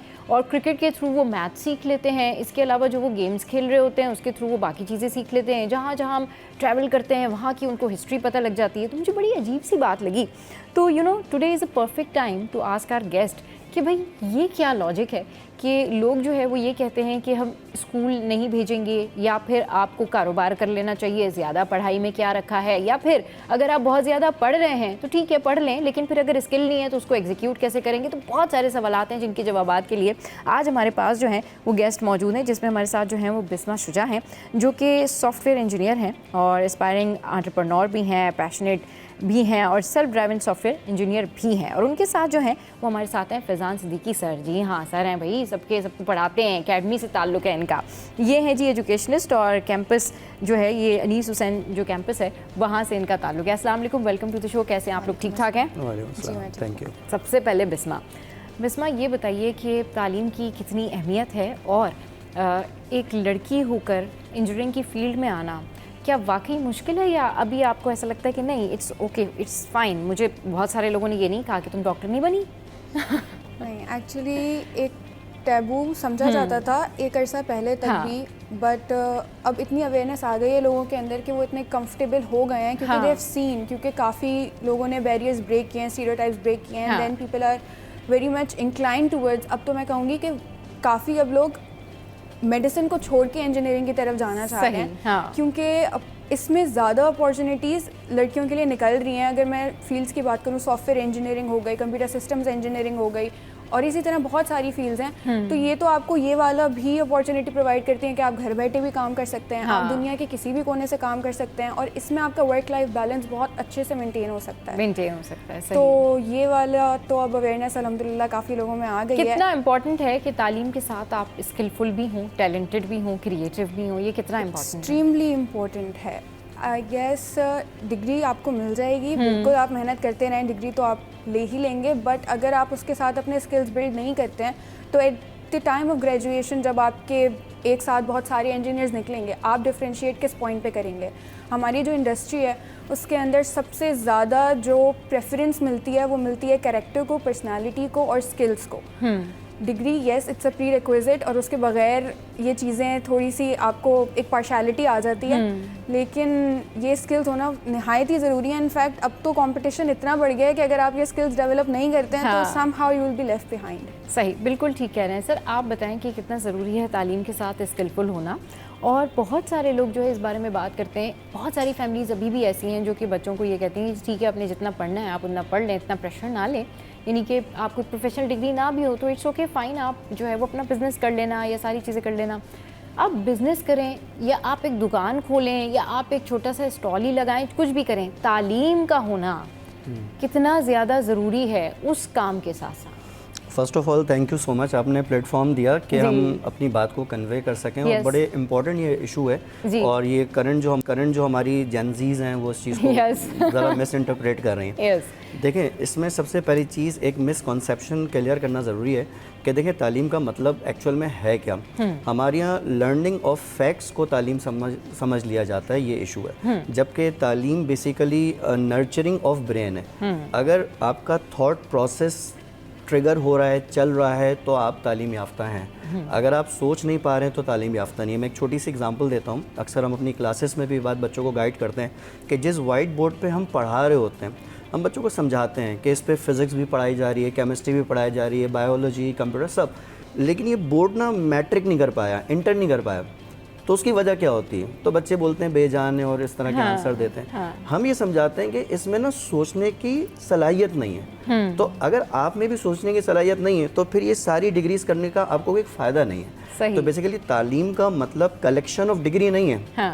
सही है, तालीम का मतलब ये है कि आपका ब्रेन नर्चर हो, नंबर 1। नंबर 2 ये कि स्किल्स ऑब्वियसली उसके साथ साथ बड़ी इंपॉर्टेंस रखती है। स्किल्स के साथ आप चलेंगे, लेकिन सिर्फ स्किल की बेस पे आपको लग रहा है कि मैं सब कुछ कर जाऊंगा तो ये मुश्किल है। क्योंकि होता ये है, अगर एक साइकिल समझे, स्किल जो होती है ना वो टेक्नोलॉजी से रिप्लेस की जा सकती है। बहुत सारी स्किल्स ऐसी हैं, जबकि तालीम जो होती है ना, आपकी एजुकेशन, वो नई टेक्नोलॉजी इंट्रोड्यूस करने में हेल्प करती है। तो अल्टीमेटली जो स्किल है वो तालीम से रिप्लेस की जा सकती है, क्योंकि तालीम से टेक्नोलॉजी, टेक्नोलॉजी से स्किल, इस तरह ये सीक्वेंस जो है वो चलती है। तो मेरे ख्याल में शॉर्ट टर्म सोल्यूशन की बात करें तो भाई आपके पास अगर स्किल है तो ठीक है, आप शॉर्ट टर्म में कर सकते हैं, लेकिन लॉन्ग टर्म सोल्यूशन की बात करें तो एजुकेशन होना चाहिए। स्किल से आप बीमार का इलाज कर सकते हैं, लेकिन बीमारी का इलाज जो है ना वो स्किल से नहीं होगा, वो तालीम से ही होगा। वो तालीम से ही होगा। ये बहुत अच्छी बात की है। अच्छा, ये बताएं कि जब कोई यानी इंटर के बाद या मैट्रिक से ही जब स्टूडेंट्स अपना गोल सेलेक्ट कर रहे होते हैं कि भाई हम ये करना चाहते हैं अपनी लाइफ में या हमें ये अचीवमेंट्स चाहिए, हम इस फील्ड में जाना चाहते हैं, तो क्या किन बातों को मद्देनज़र रखते हुए उनको अपने जो है वो गोल्स सेट करने चाहिए? क्योंकि बहुत सारे लोग जो होते हैं वो स्किलफुल होते हैं, बड़े क्रिएटिव होते हैं, लेकिन वो कोई फील्ड गलत चूज़ कर रहे होते हैं। एग्जैक्टली। किस तरह से चूज़ करनी चाहिए फील्ड? असल में ये बहुत बड़ी रिस्पॉन्सिबिलिटी टीचर्स की भी है और पेरेंट्स की भी है। मैं आपको बड़ी सिंपल एग्जांपल देता हूँ कि आप कभी भी KFC पे जाके ना बिरयानी का ऑर्डर नहीं करेंगे। एग्जैक्टली। क्योंकि आपके पास जो मेन्यू है आपने उसमें से सेलेक्ट करना है। ऐसा ही है ना। तो हमारी ये पेरेंट्स ना दिमाग में बच्चे के बैठा देते हैं कि आपने बड़े होके ये बनना है, ये बनना है। उसका इंटरेस्ट, उसका एप्टीट्यूड कहाँ है, तो उस चीज़ को कंसिडर इतना नहीं करते। और उसकी वजह शायद ये है कि हम तालीम को लिंक करते हैं कि भाई वो बच्चा इन फ्यूचर कितनी अर्निंग करेगा, हम उस चीज़ को देखते हैं। तो उसका इंटरेस्ट या उसकी स्किल कहाँ है, तो वो चीज़ हम कंसिडर नहीं करते। तो बहुत ही इनिशियल स्टेज पे जब स्टूडेंट 7th ग्रेड या 8th ग्रेड पर होता है तो मेरे ख्याल में वो अच्छा टाइम होता है कि उसको समझा जाए और उसकी स्किल के मुताबिक आप उसको गाइड करेंगे ना, तो फिर वो जिस करियर को भी चूज़ करेगा तो वो बहुत एक्सेलरेट, बहुत तेज़ी से कर जाएगा। क्योंकि इंपॉर्टेंस सिर्फ काम की नहीं होती, अच्छे काम की होती है। आप एक काम किस तरीके से कर रहे हैं वो चीज़ बड़ी इंपॉर्टेंट। क्योंकि फैजान भाई यूजुअली ये होता है ना कि हम भी जब छोटे थे और हम भी जब 8-9 में थे तो हम क्या करते थे कि बहुत सारे लोगों को देख के अपने ड्रीम्स बना लेते थे कि अच्छा ठीक है, हमें ये फैसिनेट किया, हमने भी ये बनना है। लेकिन थोड़ा जब बड़े होते जाते हैं, आगे जाते जाते हैं, तो आपको खुद पता चलता है नहीं मेरी स्किल्स इसमें नहीं है, मुझे तो ये क्रिएटिविटी का शौक है या मैं तो ये करना चाहता हूँ। तो अभी भी ट्रेंड वही है कि यूजुअली जो स्टूडेंट्स है ना, जो एक ट्रेंड चल रहा होता है, जो चीज़ फैसिनेट करती है उसके पीछे वो कहते हैं हमने भी यही करना है। अगर हमारी ज़िंदगी में हम डॉक्टर नहीं बने, इंजीनियर नहीं बने या हमने जो है वो ICS भी क्लियर नहीं किया तो this is the and, you know, बस अब तो पता नहीं क्या हो गया, हम कुछ अचीव नहीं कर सके।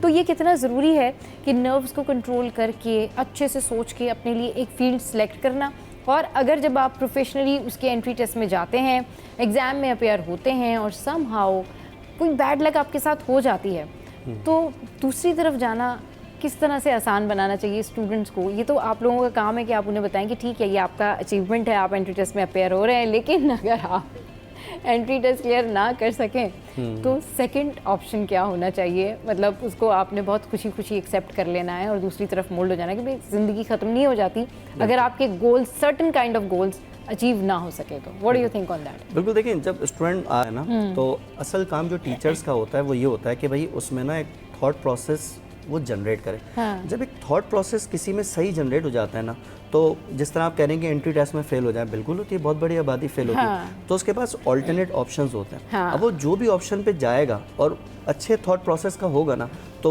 वो उसमें एक्सेलरेट करेगा, उसमें प्रॉब्लम नहीं है। लेकिन थॉट प्रोसेस के बजाय अगर हम यूं समझ लें कि भाई ये इंपॉर्टेंट है, ये कर लें और टेस्ट पास हो जाएगा, फिर नहीं होता, तो उस तरह का स्टूडेंट जो है ना वो आगे चल के फंस जाता है। तो ये चीज़ बड़ी ज़रूरी है समझना। अच्छा, बहुत सारे बच्चे हमारे मिसगाइड होते हैं, मुख्तलिफ जो सक्सेसफुल पर्सन हैं उनको देखते हुए, भाई बिल गेट्स तो यूनिवर्सिटी यही मिसालें सामने आती तो देखें वो हार्वर्ड का टेस्ट क्लियर करके हार्वर्ड पहले ज्वाइन किया है, फिर उसके बाद ड्रॉप हुआ है, तो उसके स्किल का एक लेवल है, एक नेचुरल जीनियस है। मैं बिल गेट्स की हिस्ट्री पढ़ रहा था, और एलॉन मस्क ने भी बहुत सारे लोगों का दिमाग खराब किया हुआ है। अरे भाई, आप उसकी स्किल्स तो देखें, आप उसका जो माइंड है उसको तो रीड करें कि वो क्या माइंड है। हर बंदा तो नहीं एलॉन मस्क बन के बैठ सकता है। अच्छा, उनकी लर्निंग स्किल बड़ी स्ट्रांग है। मैं आपको बताऊं, 8 इयर्स की एज में बिल गेट्स ने जो ब्रिटानिका एनसाइक्लोपीडिया होता है ना, वो पूरा एक दफ़ा पढ़ लिया था। हमारे यहाँ कितना बच्चा ऐसा है कि जो अपने ग्रेजुएशन के लेवल पे पूरा पढ़ चुका हो, हमारे यहाँ कोर्स कंप्लीट नहीं होता, कोर्स कंप्लीट नहीं होता। एग्जैक्टली। तो जो करिकुलम है उसमें से बच्चा सेलेक्टेड पढ़ रहा होता है, तो फिर वो थॉट प्रोसेस जनरेटिंग, असल गेम थॉट प्रोसेस जनरेट करना है, तो वहाँ पे उस तरह से नर्चर किया जाता है, वो हो जाते हैं। यहाँ पे वो चीज़ नहीं है, यहाँ पे सिर्फ वो देखते हैं कि अच्छा यूनिवर्सिटी ड्रॉप है लेकिन उसने यूँ कर दिया, हम भी यूँ करेंगे, हम क्यों पढ़ें, तो वो एक मिस गाइड ये लोग हो जाते हैं, उसकी वजह से प्रॉब्लम। बिल्कुल ठीक कह रहे हैं, और ये बात जो है ना बिल्कुल ठीक किया फैजान भाई ने कि ये मिस गाइड होते हैं दूसरों को देख देख के। ठीक है, आपको कामयाब लोगों को देखना चाहिए, उनसे इंस्पिरेशन लेनी चाहिए, लेकिन मुकाबला मेहनत से करें। मुकाबला जो है ना वो लाइफ स्टाइल से और मुकाबला आदतों से नहीं होता। ये देखें कि उसने कितनी मेहनत की, तो आप भी उतनी मेहनत करें। अब उसको जो मिला उसने वहाँ पे अपनी अचीवमेंट दिखाई, वहाँ पे मेहनत की। आपके पास तालीम है तो आप एजुकेशन के ज़रिए मेहनत हासिल करें, और एजुकेशन के ज़रिए मेहनत करके फिर आप आगे बढ़ें। यहाँ वक्त एक ब्रेक का, ब्रेक के बाद वापस आएंगे तो फिर मज़ीद डिस्कशन करेंगे। स्टे विद अस।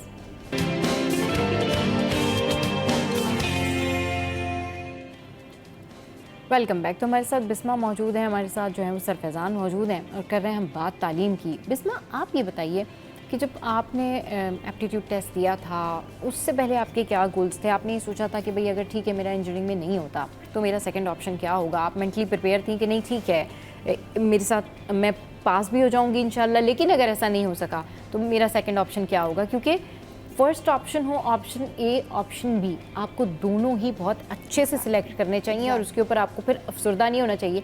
आपने मेहनत की, नहीं हो सका, it's okay, but what is the second option? Yes, actually this starts from the place again, I would say कि जहाँ पे आपको एक बहुत कॉन्फिडेंस दिया जाता है आपके घर की तरफ से। जब आपको वो कॉन्फिडेंस मिलता है कि yes you can do, you can try, and हम हैं तुम्हारे साथ खड़े हुए, हमें पता है तुम मेहनत करती हो, तो उस वक्त एक इंसान है वो खुले दिमाग से सोचता है, वो ऑप्शंस इवैल्यूएट करता है अपने दिमाग में। When I was in that place I had software engineering in my mind, I had कि मुझे NED से ही करनी है, बहुत क्लियर एक विजन था, मुझे पता था कि मुझे 4 साल बाद जाके एक एंटरप्रेन्योर बनना है। I was sorted in my head, but I was, क्योंकि जब मैं एंट्री टेस्ट दे रही थी उस टाइम पे I was going through some health crisis, I was like maybe I would not be able to make it. So at that time my family was there to tell me it's okay to evaluate different options, and I had made up my mind कि okay, if I do not get into this I would be doing chartered accountancy maybe, or maybe I would be exploring BBA, business side, because I always had कि मुझे leadership का पता था, मुझे अपने managerial skills का पता था। आई न्यू कि मैं अगर कुछ फिगर आउट करूँगी तो मैं इसी डोमेन में करूँगी जहाँ पे I would be able to make something great, कुछ मैनेज, कुछ लीड करना। राइट, सही। तो ये वाली चीज़ है कि, और फिर जब हो गया तो फिर घर वालों ने कहा वाह भाई तुमने तो वाकई अचीव कर लिया अपना गोल, पे कितनी खुशी हुई थी उस वक्त? काफ़ी। एक्चुअली वो जो एक पार्ट होता है जहाँ पे आप स्ट्रगल करते हो एक चीज़ को हासिल करने में, मुझे लगता है वही उसकी कदर बढ़ा देता है। काफ़ी लोग चीज़ हासिल करने के बाद उसको भूल जाते हैं, और मैंने भी ऐसे काफ़ी क्लासमेट्स को मैं जानती हूँ जो कि रहते हुए भी उस चीज़ को कोस्ट होते हैं कि कहाँ हैं हम। लेकिन जब आप वो मेहनत कर रहे होते हैं ना उस चीज़ को अचीव करने की, और जब आपने वो फोकस प्राइस दी होती है उसकी, आपने दुआएं मांगी होती हैं वहाँ पहुँचने की, तो मुझे लगता है लोगों को थोड़ा सा एक हम्बल रह के शुक्रगुजार भी रहना चाहिए कि जब एक चीज़ की मेहनत कर रहे थे तब उस वक्त उसकी कितनी ज़्यादा चाहत थी। अब मिल गई है तो, और अगर मिल गई है तो उसकी कदर करें, मेहनत करें। बिल्कुल ये होता है कि जब कोई चीज़ चाहिए होती है तो आप बहुत ज़्यादा उसके ऊपर स्ट्रगल कर रहे होते हैं, बहुत ज़्यादा आप हम्बल होते हैं, बहुत ज़्यादा आप जो है वो रिक्वेस्टेड वे में होते हैं कि नहीं ठीक है बस किसी, और जब वो मिल जाती है तो आप कहते हैं ये तो मेरा हक था। ये तो मुझे मिलना ही था, ये तो मैं डिजर्व करता था, और उसके बाद फिर आप मेहनत नहीं करते और फिर उसके बाद उल्टा जो है वो दूसरों के ऊपर ही जो है ना वो कहना चाहिए, रिबर्टल आ रहा होता है कि नहीं जी मैं तो ये डिजर्व करती थी या डिजर्व करता था। तो इस तरह की सूरत हाल होती है। वो क्या मिसिंग पॉइंट्स होते हैं स्टूडेंट के अच्छे A+ ग्रेड लाने वाले स्टूडेंट्स और दिन रात पढ़ने वाले स्टूडेंट्स जो हैं वो एप्टीट्यूड टेस्ट से रह जाते हैं, लेकिन 2-4 महीने पहले पढ़ने वाले स्टूडेंट्स जो हैं वो समटाइम्स ये टेस्ट क्लियर कर जाते हैं। दोनों में क्या डिफरेंस देखते हैं आप फैज़ान भाई, और दोनों में क्या आपको स्मार्ट वर्किंग स्टडी नज़र आती है? देखिए, एप्टीट्यूड टेस्ट जो है वो सिर्फ हार्ड वर्किंग का नहीं है गेम, सही है, स्मार्ट वर्किंग इसमें रिक्वायर्ड है। और हमने ये देखा है सक्सेस रेशो एप्टीट्यूड टेस्ट का हमारे अपने इंस्टीट्यूट्स में, क्योंकि पोजीशंस आती रहती हैं तो उसमें ऑब्जर्व किया है कि जो बच्चे अच्छे स्कोर कर रहे हैं ना, उनमें 2-3 बातें। वो पहली बात ये कि बहुत एक्स्ट्रा ऑर्डिनरी किस्म के नहीं है स्टूडेंट, वो आप स्लाइटली कह लें कि अबव एवरेज है। पहली बात ये कि उनका एक तो कंसिस्टेंसी बहुत है अपने काम में, दूसरा उनका ना डेडिकेशन लेवल बहुत ही नेक्स्ट लेवल है। आप यूँ समझ लें कि अगर बच्चे ने आज अपना शेड्यूल किया हुआ कि आज रात में मुझे पढ़ना है और आज रात में उसने शादी में भी जाना है, तो उसका डिसीजन क्लियर है कि उसने पढ़ना है। तो बात सिर्फ कहने की ये है कि जो एप्टीट्यूड टेस्ट में जो बच्चे अच्छे स्कोर कर रहे होते हैं तो उनका डेडिकेशन लेवल या कमिटमेंट लेवल जो है ना वो बहुत ज़्यादा हाई होता है। उसकी वजह से फिर जो है ना मैंने देखा है कि वो पहुंच जाते हैं वहाँ पर। अच्छा, फिर इसमें कुछ और भी साइकोलॉजिकल स्ट्रेसेस हैं, सोशल प्रेशर वगैरह, वो सारी चीज़ें भी समटाइम्स आ जाती हैं और उसकी वजह से भी बहुत सारे बच्चे रह जाते हैं। क्योंकि अक्सर हम बच्चों को गाइड करते हैं, जब बच्चे टेस्ट प्रिपरेशन करते हैं या टेस्ट में अपेयर होते हैं तो उनके दिमाग में ना बहुत सारी नेगेटिविटी यूँ चलती है कि एडमिशन हमारा पता नहीं होगा नहीं होगा। बेसिकली उनका फोकस काम से कम होता है और इस चीज़ पे ज़्यादा होता है। शायद ये सोशल प्रेशर की वजह से ऐसा होता है कि आपके ख़ानदान में कोई बच्चा पहुंच गया है और आपके पेरेंट्स उसी की एग्जांपल दे रहे हैं और आपके दिमाग में बार बार नेगेटिविटी आ रही है कि अगर नहीं हुआ तो फिर फला मुझे क्या बोलेगा, क्या सोचेगा।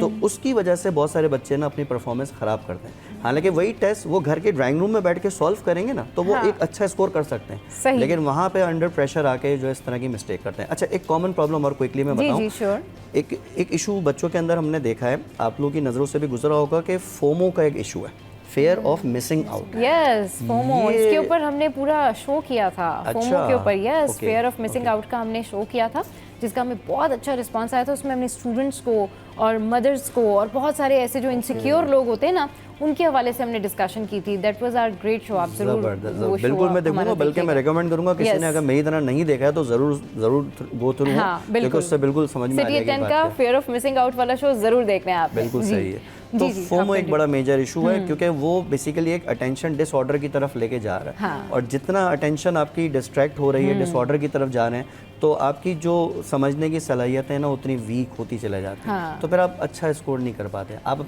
टॉपर से मिलेंगे ना तो उनमें आपको ये चीज़ नजर आएगी, वो फोकस्ड, कामनेस नजर आएगी, फोकस्ड होंगे वो बहुत ज़्यादा, और वो परेशान नहीं होंगे। आपको उनके अंदर बहुत ज़्यादा ऐसी परेशानी नहीं नजर आएगी। क्योंकि क्या होता है फैज़ान भाई कि जब आपने बहुत मेहनत कर ली होती है ना तो दो ही लोग रिलैक्स होते हैं, या तो जिन्होंने कुछ नहीं किया होता या जिन्होंने बहुत कुछ किया हुआ होता है, तो वो ही रिलैक्स होते हैं। ऐसा नहीं होता कि सिर्फ वो बंदा रिलैक्स बैठा हुआ है जिसने सब कुछ कर लिया है।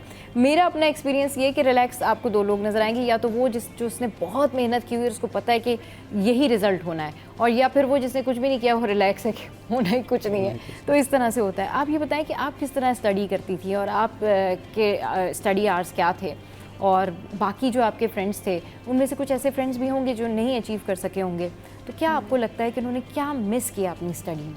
अच्छा, मैंने पर्सनली एप्टीट्यूड क्लासेस नहीं ली थी। मैंने बिल्कुल वो कोविड वाला टाइम था तो उस वजह से हमारे एग्ज़ाम्स भी डिलेड हुए थे एंड सिलेबस भी रिड्यूस था, काफ़ी चीज़ें बहुत डिफरेंट थी उस टाइम पे। तो already we were very lost at that time, and I was seeing other people के ओके ठीक है वो 1 साल से एप्टीट्यूड भी पढ़ रहे हैं, तो एक दिमाग में आता है आपके ख्याल के मैंने तो अभी स्टार्ट किया है, how I am gonna compete with them.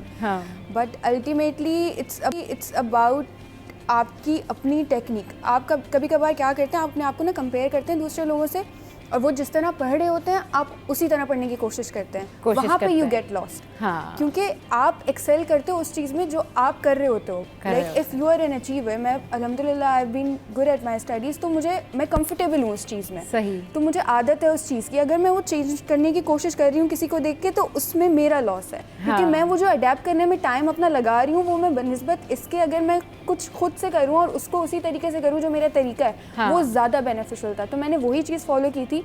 मैंने बस, मुझे जहाँ से रिसोर्सेज मिल रही थी सारी गैदर करके, और मैंने बहुत ज़्यादा एक्चुअली पढ़ लिया था। और उसी वजह से था कि मैंने थोड़ा सा जाग के पढ़ लिया था, तो मेरी हेल्थ भी अफेक्ट हो गई थी।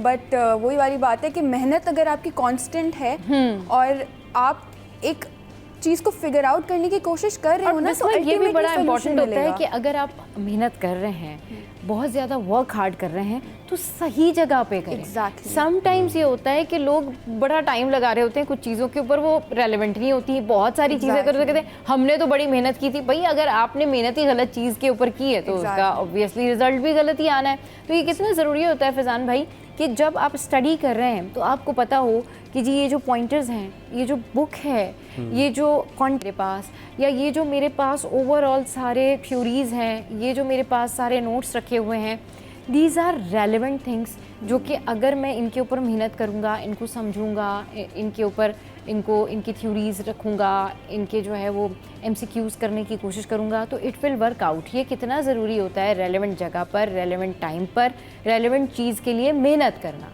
बिल्कुल बिल्कुल, ये बड़ा मतलब खैर आपकी एनालिसिस बड़ी अच्छी है। मुझे लग रहा है आपने इस पर काफ़ी टीचिंग भी शायद कभी की हो। नहीं, मैंने नहीं की कभी टीचिंग। नहीं, रेलेवेंट और इररेलेवेंट तो बिल्कुल समझ लें कि एक सोल की तरह काम कर रही है। अगर आप इररेलेवेंट कंटेंट कर रहे हो और किए जा रहे हैं, आपकी एनर्जी बहुत लग रही है उसके ऊपर, लेकिन आपको आउटकम्स नहीं मिल रहे, सीधी बात है।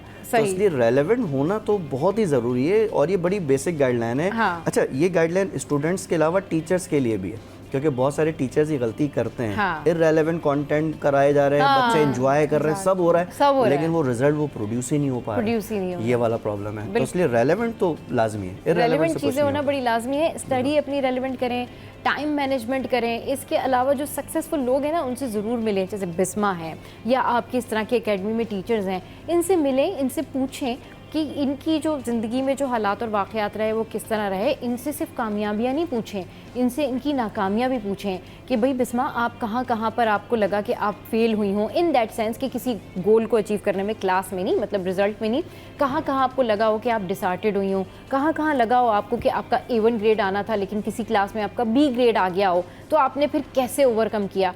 तो जब आप लोगों से मिलते हैं ना, तो उनकी कामयाबियाँ देखने के साथ साथ उनका वो डाउनफॉल, उनकी वो नाकामियाँ ज़रूर पूछा करें, क्योंकि उससे आपको भी हिम्मत मिलेगी, क्योंकि उन्होंने भी अपने अंदर उसी तरह से हिम्मत पैदा करके आगे आए होंगे। बहुत शुक्रिया फैज़ान भाई, बहुत शुक्रिया बिस्मा, आप लोग हमारे शो पर आए।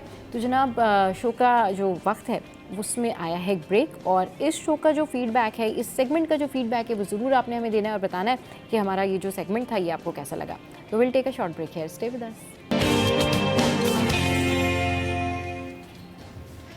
Welcome back. तो कुछ बात कर लेते हैं हम कि भाई जो चिड़चिड़ापन होता है, ये हमारा जो एटीट्यूड होता है, मूड स्विंग्स होते हैं, अचानक से चिड़चिड़ा हो जाना, अचानक से खुश हो जाना, अचानक से जो है वो कहते हैं ना पल में तोला पल में माशा, तो ये क्या वाकई कोई हार्मोनल इम्बैलेंस है, कोई मतलब कोई इन्वायरमेंटल चेंज है, आदत है, ये जानबूझ के लोग इस तरह से करते हैं लोगों के साथ में, ये क्या सिचुएशन है, क्या सूरत हाल है? इस पर बात करने के लिए हमारे साथ मौजूद हैं सलमान भाई, और उनके साथ जो हैं वो हैं बिस्मिल्लाह परवेज़। अस्सलाम वालेकुम, वेलकम टू द शो। कैसे हैं आप लोग? ठीक ठाक हैं? वालेकुम अस्सलाम जी, बिल्कुल अल्हम्दुलिल्लाह, बिल्कुल। अच्छा जी, मौसम जो है वो कराची का काफ़ी अच्छा हो गया है, तो इसमें जितने भी चिड़चिड़े लोग हैं जो चिड़चिड़े रहते हैं, उनका मूड कुछ अच्छा हो गया होगा, उनका चिड़चिड़ापन हो सकता है कुछ कम हो गया हो, लेकिन अगर वो जानबूझ के करते तो फिर भी जाहिर सी बात है वो नहीं ठीक हो रहा होगा।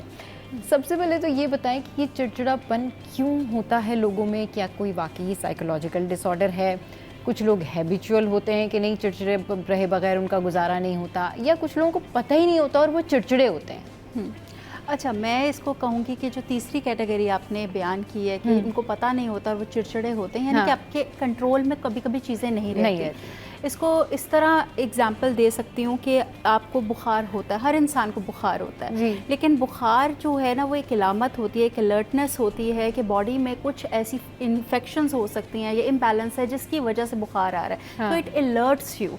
इसी तरह जो आपकी इरिटेबिलिटी है या फिर एकदम से जो आपको ये जो गुस्सा आता है, ये भी आपका एक अलामत होती है कि कुछ internally there is something wrong, और ये एक आपको एक होता है कि you need to fix it. So इसकी वजूहात बहुत बेशुमार हैं, हम सिर्फ एक चीज़ के ऊपर नहीं लेके जा सकते। आजकल स्ट्रेसेस बहुत हैं लोगों को, फाइनेंशियल स्ट्रेसेस हैं, देन आपके इकोनॉमिकल स्ट्रेसेस, उसके साथ आपको जो एनवायरमेंटल स्ट्रेसेस मिल रहे होते हैं। तो कांस्टेंट एक इंसान जब स्ट्रेसफुल एनवायरनमेंट का शिकार होता है या उसमें रहता है, पलता बढ़ता है, तो आपका जो ब्रेन होता है वो ऑटोमेटिकली क्या होता है, वो फाइट एंड फ्लाइट के मोड में रहता है, ठीक है। और फाइट एंड फ्लाइट के मोड में वो हमेशा अलर्ट रहता है, तो छोटी सी छोटी चीज़ भी उसको ट्रिगर करती है और एकदम से फट पड़ता है। तो this is something that is happening all around us. बिल्कुल। सलमान भाई, आप क्या कहेंगे? सही फरमाया उन्होंने। मैं इसका जिसकी फिलॉसफी है वो बयान कर दूं कि एक तो इसकी मेडिकल साइड है और एक इसकी बिहेवियरल साइड है। सही। मेडिकल साइड में आपके जिस्म में कोई ऐसी प्रॉब्लम है, कोई चीज़ दर्द कर रहा है, कोई केमिकल प्रॉब्लम है, हाँ। तो वो ट्रिगर कर सकती है आपके चिड़चिड़ेपन को, इरिटेशन को, जो कि स्ट्रेस की बहुत ही बुनियादी फॉर्म होती है। सही। जो इसकी बिहेवियरल साइड है उसके बहुत सारे फैक्टर्स हैं, जैसे बिस्मिल्लाह ने फरमाया कि वो सारे फैक्टर्स ट्रिगर करते हैं आपकी इरिटेशन को, और वो प्रोलॉन्ग इरिटेशन जब वो लंबे अरसे तक रहती है तो वो स्ट्रेस बन जाती है, और जब स्ट्रेस बहुत लंबे अरसे तक रहती है, मुसलसल रहती है, वो टेंशन बन जाती है, और जब टेंशन लंबे अरसे तक रहती है तो वो एक बीमारी बन जाती है आपकी सबकॉन्शियस स्ट्रेस, जिसको हम कहते हैं। अच्छा, इसमें देखने वाली चीज़ ये कि सिर्फ जो फैक्टर्स हैं जो कंट्रीब्यूट करते हैं इस इरिटेशन के अंदर, वो बहुत सारे माशरती भी हैं, ज़ाती इंडिविजुअल भी हैं, फैमिली बेस्ड भी हैं, कलेक्टिव भी हैं, कम्युनिटी बेस्ड भी हैं, उसमें माशी भी हैं।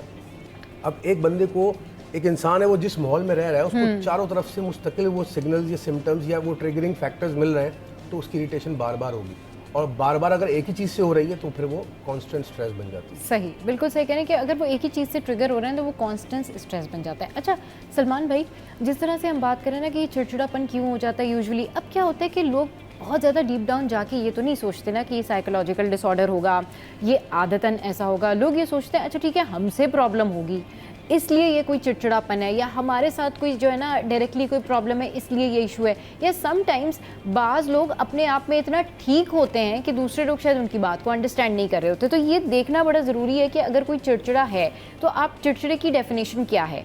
कुछ लोग क्या होता है कि अगर किसी ने किसी को कोई काम कहा कि भाई ये काम आप मतलब ये आप सीधा नहीं, आप ऐसे उल्टा करके रख दें, या उल्टा नहीं आप सीधा करके रख दें।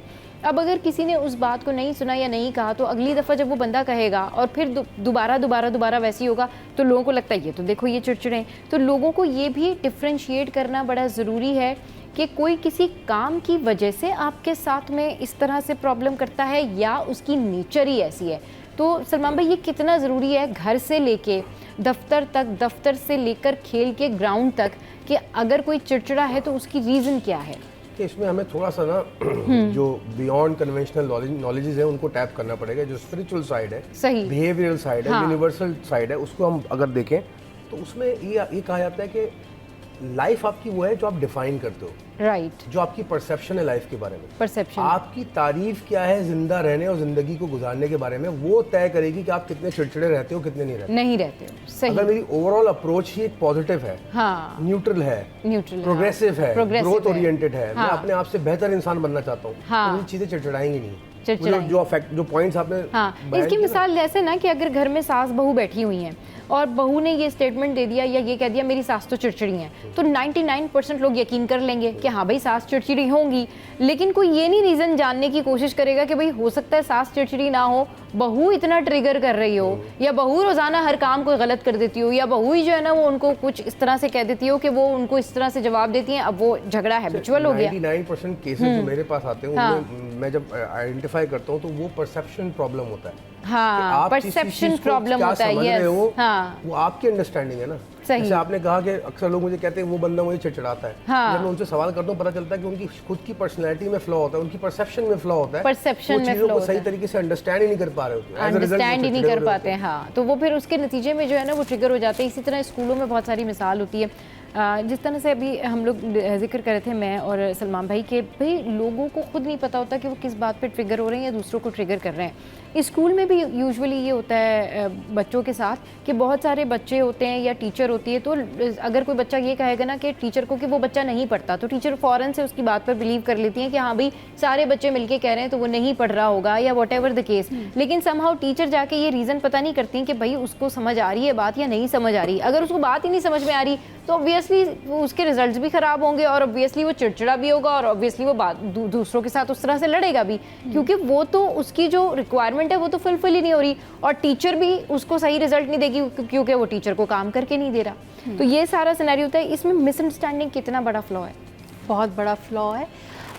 ये देखिए, एक तो ये सिर्फ स्कूल के अंदर नहीं हो रहा है, ये हमारे घरों में भी हो रहा है। तो बच्चा आप वही हमारी एज अ हम कहें कि पाकिस्तान में एक बड़ी आदत है हमें कि हम अज्यूम बहुत करते हैं और जज बहुत करते हैं। हम बेशक किसी को जानते हो नहीं जानते हो, उसके साथ गुजारा हो वक्त या नहीं गुजारा हो, बस उसकी अपीयरेंस देख के, उसकी थोड़ी सी बात देख के या उसका एक रिएक्शन देखकर हम उसकी पूरी पर्सनालिटी को एक नाम दे देते हैं और लेबल कर देते हैं। जैसे आपने कहा कि वो पढ़ता नहीं तो नालायक होगा, तो सारे एक होता है कि एक चीज़ हमेशा याद रखें, जिसको चिड़चिड़ापन अगर हो रहा है या कोई गुस्सा कर रहा है, आप जितना उसको कहेंगे और जितना उसको लेबल करेंगे वो और एग्रेसिव होता जाएगा।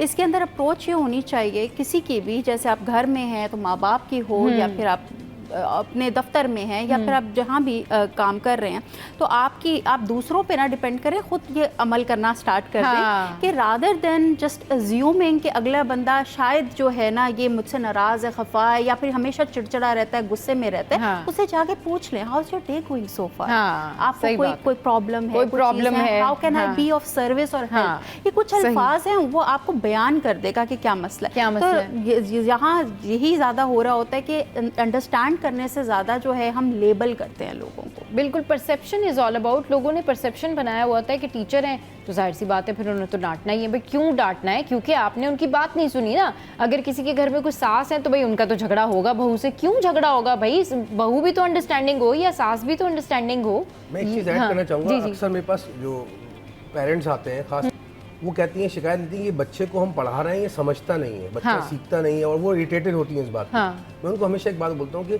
ज़रूरी नहीं कि बच्चे के समझने में प्रॉब्लम हो सकता है, आपके पढ़ाने के तरीके में प्रॉब्लम हो, तरीका बदल के देखें, इरिटेशन भी खत्म होगी और वो सीखना भी शुरू कर देंगे। मसला सारा ये होता है कि एक तो कम्युनिकेशन गैप, फिर दूसरा बहुत सारे लोग क्या होता है कि उनको ये लगता है कि वो जो कर रहे हैं ना वो ठीक कर रहे हैं। उनको लगता है कि नहीं उन्होंने जो किया है ठीक है। अगर अगले ने उनको कुछ भी कहा है या किसी भी सेंस में कहा है, एक फैमिली मैटर है, दो भाई बैठे हुए हैं, अगर कोई प्रॉपर्टी डिस्कस हो रही है, कोई जायदाद की बात हो रही है, बड़े भाई ने अगर कोई मशवरा दिया है या छोटे भाई ने कोई मशवरा दिया है, तो अब वही उसमें वो वाली क्वालिटी आ जाती है कि जो नार्सिसिस्ट टाइप के लोग होते हैं, फिर वो ये कहते हैं नहीं जी इसमें तो ये तो हमें इसलिए कहा गया है क्योंकि ये हमेशा डिग्रेड फील कराना चाहते हैं या ये हमें इस तरह से करना, वही परसेप्शन बिल्ड हो जाता है।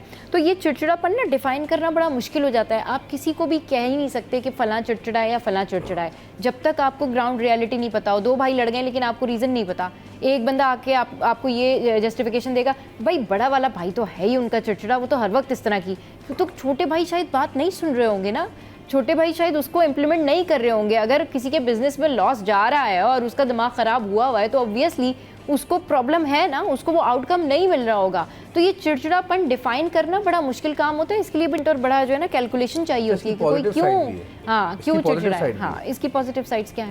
पॉजिटिव साइड ये कि अगर आपने अप्रोच ये रखी है, मेडिकल साइंस या साइकोलॉजिकल साइंस ये कहती है कि जो चिड़चिड़ेपन के जो छोटे छोटे ट्रिगर्स होते हैं ना, ये आपकी ग्रोथ में बहुत बड़ा हाथ देते हैं। क्योंकि अगर आप अपनी स्टैग्नेंट पोजीशन से हटोगे नहीं तो आपके माइंड में कॉग्निटिव डिसोनेंस जब तक नहीं आएगी तो आप नई सोच डेवलप नहीं करोगे। नई सोच डेवलप छोटे छोटे जो चिड़चिड़ा होने के पॉइंट्स हैं, अगर वो छोटे छोटे हो रहे हैं तो वो आपको हेल्प आउट करते हैं ग्रो करने में, सोचने में। लेकिन अगर मुस्तकिल है तो वो एक स्ट्रेस बन जाता है, वो स्ट्रेस बन जाते हैं। चलिए जी, शो में यहाँ वक्त हुआ एक ब्रेक का। ब्रेक के बाद जब वापस आएंगे तो फिर डिस्कशन को कंटिन्यू करेंगे।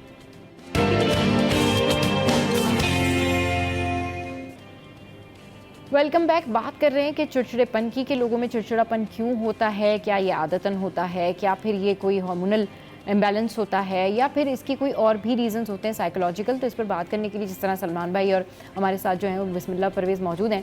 सलमान भाई, अभी जिस तरह से ब्रेक के लिंक में हम लोग ये डिस्कस कर रहे थे कि शऊर बेदार होना भी बड़ा ज़रूरी है, एजुकेशन होना भी बड़ा ज़रूरी है, तालीम होना भी बड़ी ज़रूरी है कि आपको पता चल सके कि चिड़चिड़ेपन की एक्चुअल में डेफिनेशन क्या है और कोई चिड़चिड़ा है तो क्यों है। देखिए, मेरी तो रिसर्च भी यही है कॉन्शियसनेस के ऊपर कि इंसान ग्रेटनेस तभी हासिल कर सकता है जब वो 3 चीज़ों में एक तवाज़ुन हासिल करे, एक हारमनी हासिल करे, माइंड, बॉडी एंड सोल। सही, क्योंकि आपका वजूद 3 चीज़ों पर मुश्तमिल है, आपका जिस्म, आपका शऊर, आपकी रूह। इन तीनों चीज़ों में जहाँ कहीं भी कोई तजाद आता है या इम्बैलेंस आता है, आपने बहुत ज़्यादा काम अपनी फिजिकल साइड पे कर लिया, बॉडी तो बना ली, लेकिन एजुकेशनल ग्रोथ नहीं की, माइंड को ग्रो नहीं किया, कॉन्शियसनेस को ग्रो नहीं किया, तो आप तब भी परेशानी का हाल लेंगे और चिड़चिड़े होना शुरू हो जाएंगे, क्योंकि आपके अंदर बैलेंस नहीं है, हार्मोनाइजेशन नहीं है। अच्छा, आपने अगर जिस्म को छोड़ के दिमाग पे काम लगाया, अकल हासिल कर ली, इल्म हासिल कर लिया, लेकिन फिजिकली आप वीक हैं, स्पिरिचुअली आप वीक हैं, तब भी आपके अंदर ये होगा। तीनों में से, कहने का मतलब तीनों में से एक भी चीज़ मुतवाज़न नहीं होगी ना, बैलेंस नहीं होगी, तो ये चिड़चिड़ापन वो उन चीज़ों से रिलेटेड निकल के आपकी लाइफ में आएगा। अच्छा, मैंने बहुत सारे लोग देखे फिजिकली फिट, मेंटली बहुत ज़्यादा स्ट्रॉन्ग, एजुकेशन बहुत high, end of the day spiritually वो इतने मुर्दार हो चुके होते हैं। हाँ, बज़ाहिर जिंदा हैं, लेकिन जी नहीं रहे। सही, जिंदगी स्पिरिट ही नहीं है उनके अंदर। अच्छा, बहुत सारे लोग ऐसे देखे स्पिरिचुअली बहुत इवॉल्व हो गए, लेकिन फिजिकली फारिग हैं। अच्छा, बहुत सारे लोग ऐसे देखे जो फिजिकली बहुत फिट है, रूह भी बेदार है, लेकिन नॉलेज नहीं है। नॉलेज नहीं है, बिल्कुल सही कह रहे हैं कि ये इन तमाम तर चीज़ों का मिलके ना यही होता है कि शऊर होना बड़ा ज़रूरी है। और बहुत ज़बरदस्त बात की सलमान भाई ने कि बहुत सारे लोगों के अंदर हर चीज़ नहीं होती, कहीं स्पिरिट की कमी है, कहीं स्पिरिचुअली स्ट्रॉन्ग है तो कहीं फिजिकली वो फिट नहीं होते, कहीं फिर अगर फिजिकली फिट हैं, स्पिरिचुअली स्ट्रॉन्ग है तो क्रिएटिव नहीं होते, वो फिर उस तरह से एग्जीक्यूट नहीं कर पाते या वो सोचने समझने की सलाहियत नहीं रखते। तो अगर एक शख्स में ये तीनों क्वालिटीज़ एवरेज भी हैं तो वो अपने आप को ब्लेस समझे